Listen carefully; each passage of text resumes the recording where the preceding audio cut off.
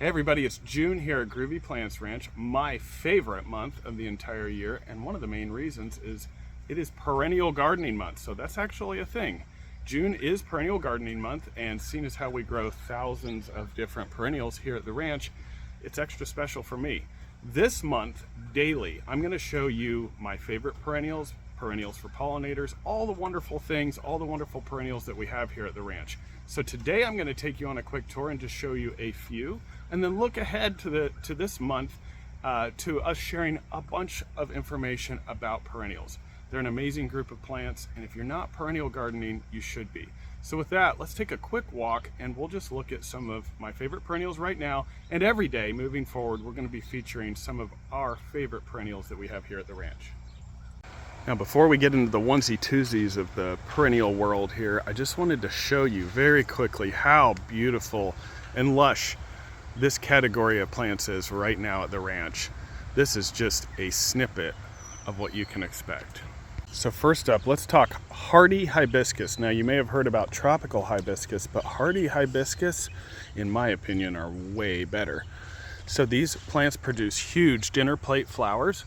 Now they're not blooming yet, but they will be fairly soon. So these are a late June bloomer, and the first of our hardy hibiscus are out now with more coming, and you can see they're beginning to develop buds. So we have these with the burgundy foliage. You can expect this plant to get easily 4x4 in the landscape, and this is one of those plants that stops traffic because people just can't believe the size of the flowers. They're wonderful. Looking especially nice this week, the different mullins. These are verbascum, and a nice durable plant with a really showy early June flower display. Durable and easy to grow. Next up, Queen of the Prairie. Now, not in color yet, but what you can expect here from Queen of the Prairie on this amazing, gigantic native plant is smoky plumes of pink. So if you have a nice spot in the back of the garden where you can really let this plant do its thing, it's an amazing addition.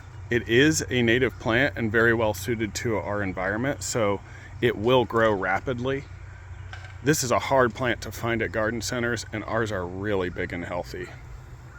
Now for full sun, I really like wine cups. Another durable, vigorous plant. This is a nice ground cover. This is one of those plants that looks good so long in the landscape that I just can't believe it. Every year when I encounter it, I just stop in my tracks.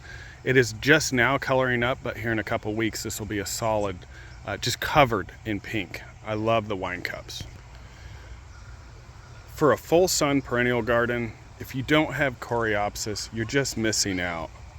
It's morning here, everybody's still waking up, and coreopsis come in a variety of different colors and leaf types, from the verticillata types, these are thread leaf coreopsis, to your standard leaf types, different sizes, shapes, and flower colors. Here's one, Solana golden sphere. It almost looks like a marigold. How cool is that? Penstemons. Now, there are too many amazing penstemons to mention them all, but let's just talk about Blackbeard here. Absolutely striking in the garden, very, very durable, easy to grow in Midwest landscapes. This is a selection of native Penstemon digitalis, and great for hummingbirds. An awesome addition, and that dark burgundy foliage, as you can see, makes it stand out from everything else. And to round it out, let's talk about tall garden phlox. So here we have the Fashionably Early series, and one thing I like about these is they do bloom earlier than standard tall garden phlox, but they rebloom really, really well, especially if you just give them a light cutback after their main flowering. You can get a long season of color out of these. And they are mildew resistant. I've actually never seen mildew on these, which is a very common problem for some of the older tall garden phlox varieties. So some wonderful choices here. And lastly for today, let's just talk about foxglove for a minute. A wonderful biennial, and that means you do want to let them self-seed in the garden so that you get successive generations. But few plants really have this amazing presence quite like foxglove.